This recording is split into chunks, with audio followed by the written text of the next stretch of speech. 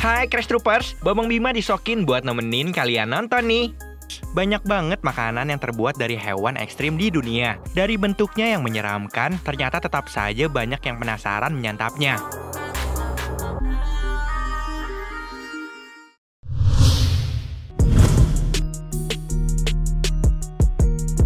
Kalian tahu nggak sih guys, kalau kuda laut itu sebenarnya adalah ikan?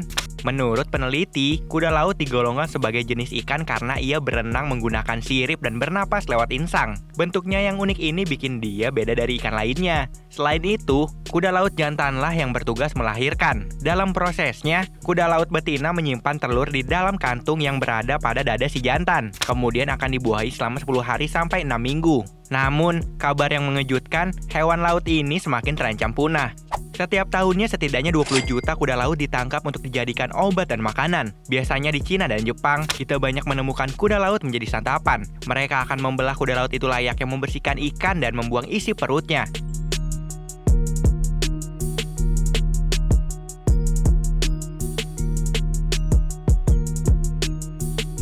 Setelah dibersihkan, kuda laut ini dibumbui dan digoreng kering dengan minyak panas. Nantinya kuda laut goreng ini bisa langsung disantap. Bahkan kuda laut berkhasiat sebagai obat kuat bagi pria.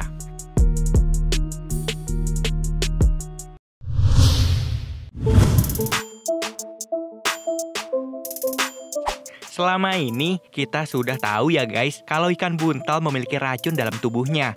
Disebut sebagai ikan buntal karena ia bisa menggembungkan tubuhnya saat mendapat ancaman dari musuh. Nah uniknya, ikan buntal ternyata bisa menggembung hingga 3 kali lipat ukuran aslinya loh guys, dengan cara menghisap banyak air melalui mulutnya. Meskipun beracun, faktanya ikan buntal ternyata kerap dijadikan santapan di Jepang.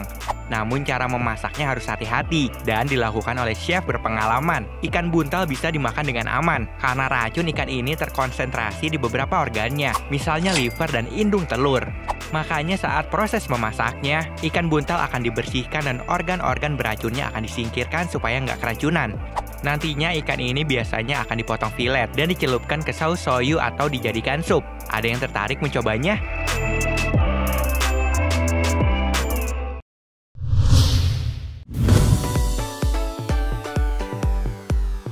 Bagi siapa saja yang melihat ikan ini pertama kali, pasti langsung bergidik ngeri. Wujudnya yang seram dengan gigi bergerigi dan menyerupai kodok hitam gepeng ini menarik perhatian. Meskipun tampilannya mengerikan, ikan monkfish atau dikenal dengan nama ikan biksu ini ternyata punya rasa yang lezat. Daging ikan ini memiliki tekstur padat, mirip lobster. Namun, cara membersihkannya cukup sulit karena harus dikuliti terlebih dahulu. Biasanya ikan ini dihidangkan secara gourmet. Nggak cuma dagingnya aja, dalaman si ikan ini juga bisa dikonsumsi dengan cara dipanggang atau dikukus dan dimakan dengan saus. Tapi sebaiknya lupain dulu ya wujud menyeramkan si ikan dalam keadaan hidup, ntar nggak jadi makan lagi.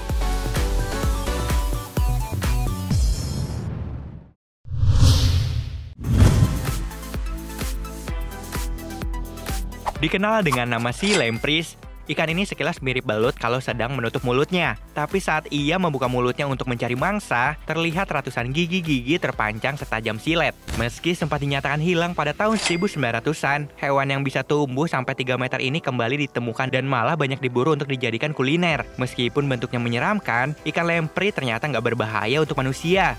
Biasanya ikan ini dijadikan santapan karena memiliki tekstur yang gurih. Cara membersihkan dan memasaknya juga cukup unik. Meskipun sudah dipotong, ikan ini tetap meliuk-liuk hidup. Biasanya lamprey disajikan dengan campuran bumbu dan dipanggang.